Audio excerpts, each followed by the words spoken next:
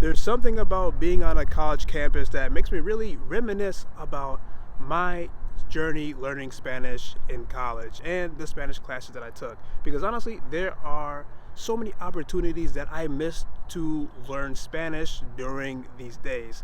And if I could go back in time, I would do so many things differently. If today was the first day of my college experience, the first thing that I would do is immerse myself within the Spanish language, because that is something that I really did not do when I was in college. I mostly took my college Spanish classes just so I could get a good grade, and that was it. I wasn't very immersed in the language. I wasn't trying to learn a lot of things outside of my classes. I was just studying to pass. So that's something that I would definitely change right now, or in this case, in this scenario, if I could go back in time. I would immerse myself in the language, and one way that I would do that is by making some Spanish-speaking friends. And doing this would be extremely beneficial because, number one, I would be able to develop my Spanish speaking skills, which I did not have at the time, especially because I only spoke for about maybe 15 minutes, but mostly with the script during my homework assignments, and then about 5 to 10 minutes in class. So I definitely would have got a good introduction into how to communicate in Spanish by having some Spanish speaking friends. Also, I would have dived a lot deeper into culture of Spanish speaking countries, especially because the university that I went to, there were a lot of Spanish speakers I know that came from different countries in South America just to go to that university to study. So that would have been an amazing opportunity to not only increase my Spanish speaking skills, but then also to learn about their culture, learn about their food, learn about the economy, the government, the music, and that would have been amazing to know at this time. I always like to say that language and culture are inseparable, and it makes complete sense, right? So if I'm talking with a Spanish speaker from Colombia, they're going to be using words that are from Colombia. Or if this Spanish speaker is from the Dominican Republic, I'll be hearing words that are from the Dominican Republic. So that's why I think it would be extremely important not only just to speak Spanish as far as the basic things, just asking and answering simple questions in Spanish, but also learning that cultural aspect as well, so I can get all that colloquial vocabulary. Maybe you're asking yourself, how exactly do I make Spanish-speaking friends? That seems super terrifying and also just strange, because I have to actually meet people. And that is the amazing part of this whole process of my plan of trying to make some Spanish-speaking friends, because that means I have to get out of my comfort zone and meet new people, and not only meet new people, but then also develop new relationships. And that's something really big that I have learned over the past few years from having many conversations with Spanish speakers and starting to make more relationships and friendships with Spanish speakers, is that you have to take that first step initially before you can even build a relationship. You have to go up to someone and say hola, or whatever the case may be, before you actually have a friendship and start a conversation. So in this case, you would have to figure out how you can make some Spanish speaking friends, and I think that would be very terrifying but also very exciting at the same time, because you're going to be working on your communication skills again. And I mean, this could be in English or it could be in Spanish, but of course the goal is to start speaking Spanish. So usually if I meet someone for the first time and I figure that they speak Spanish, then we start speaking Spanish right away. So it really wouldn't even take that long for you to start speaking Spanish with that person. But first you have to take that first step and actually say something to someone. So that is quite fun. And of course, this is not going to be easy at first. Well, maybe for some of you, but for me, I'm quite the introvert. And especially back in college, I was quite the introvert. So it definitely would have taken me a lot of times doing this, going up to people and speaking Spanish and trying to make Spanish-speaking friends. It would take me a few times to kind of get into the zone or to get comfortable with it, right?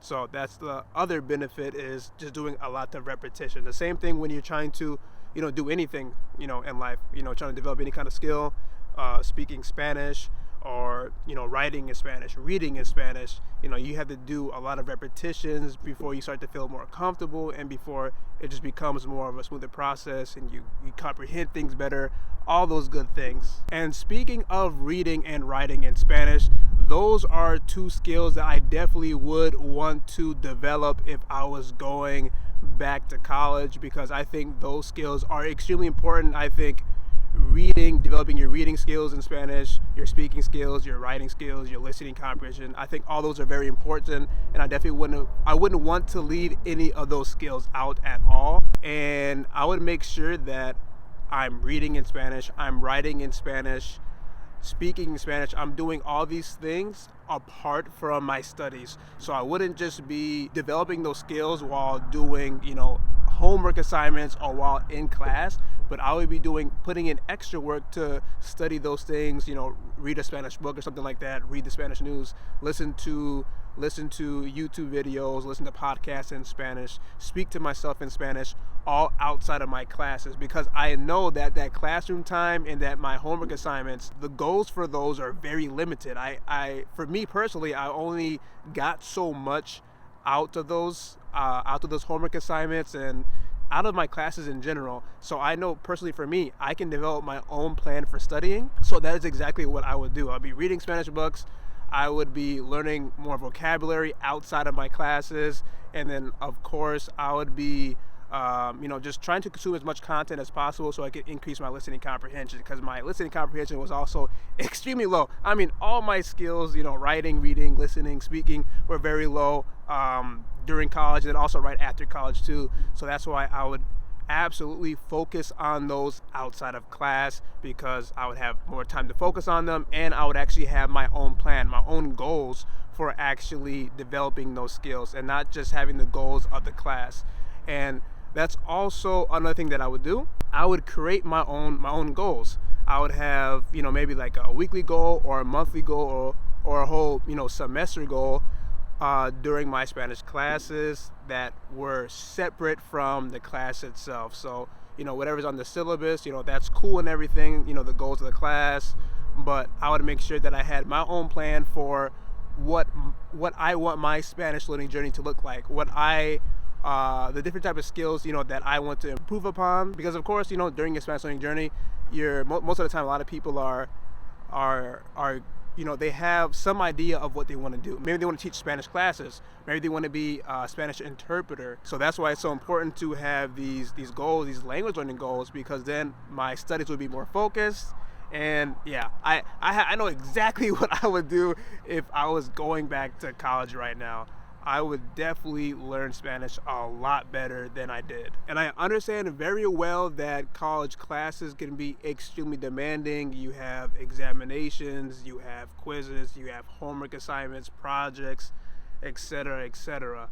But that is one big reason why I would not just set language learning goals, but I would also I would also create my own language learning study schedule. So I'm studying around my regular classes. I also understand that maybe your Spanish speaking friends are very busy with their own class schedule.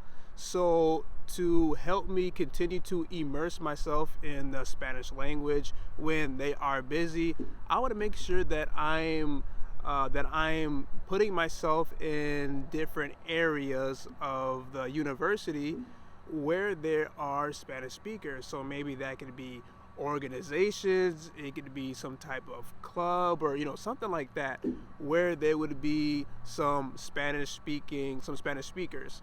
I know for me, we had different Latino organizations at my old university, so that would be a good starting point right there. So again, that's a really good opportunity to not only meet new Spanish speakers, but then also to learn more about Latino culture. I know this Latino organization, or the multiple ones that they had at my university, they would hold a lot of different events. So that's definitely something that I would include in my plan. I would definitely join some type of Spanish speaking group, because when I was in college, there was this one group. They would meet at a coffee shop. I think once or twice a week, and they would just practice speaking Spanish. And it was all different levels of Spanish students. So that's something that I would join, because when I did go when I was in college, I actually had way too much fear, and this was just speaking with students who were taking Spanish classes. And I just had way too much fear, and I was super insecure with my Spanish speaking skills, and I was super frustrated to the point where I just ended up not going back to this group that was speaking Spanish. So I know that definitely would help me also to be able to have more friends who spoke Spanish, then also to be able to share with them my Spanish learning journey, then have someone to study with. So I think that would be also something very cool, because I did study with someone when I was in college for some of my tests and stuff like that, but it was just it wasn't really, I wasn't learning that much. We were mostly just chit chatting. So really cool to be able to build a community of Spanish students in college, so you can talk about all these things, talk about your struggles, talk about different strategies for learning Spanish. So kind of how I'm doing right now with my YouTube channel, then also how maybe you do on Reddit, or how you do on Twitter. That's something that I like to do as well. I like to be a part of the language learning community on Reddit, and then also on Twitter, because I just get so many ideas for learning Spanish and learning languages in general, kind of like I am right now. I just have so many ideas that are coming to me for my plan for learning Spanish in college. I would also create my own group for speaking Spanish as well, or for studying Spanish, or whether it would be for my class, if there were some students who were interested in studying Spanish together, or I would create my own group outside of my classes, so we could all come together and start to speak Spanish together and practice, if that type of organization or group is not already available. It just depends. It would depend on of course, if you are in college right now, it would depend on if there is some type of organization like that. If there's not, then you could create your own events. So I think that would be absolutely amazing. Yeah, it would just be a whole lot of fun. I just went on my university's website, and I found a very interesting group. So this group is called Mi Gente Student Cultural Center. And Mi Gente Student Cultural Center is a student group that provides programming, events, and learning opportunities to campus in order to achieve a greater historical, political, and cultural awareness concerning Chicano, and Latino communities. I'm not sure how to pronounce that second word, but there's a really good example right there of a group that I could attend to speak Spanish more and to learn more about Hispanic culture. Let me know in the comment section below, how are you learning Spanish in college?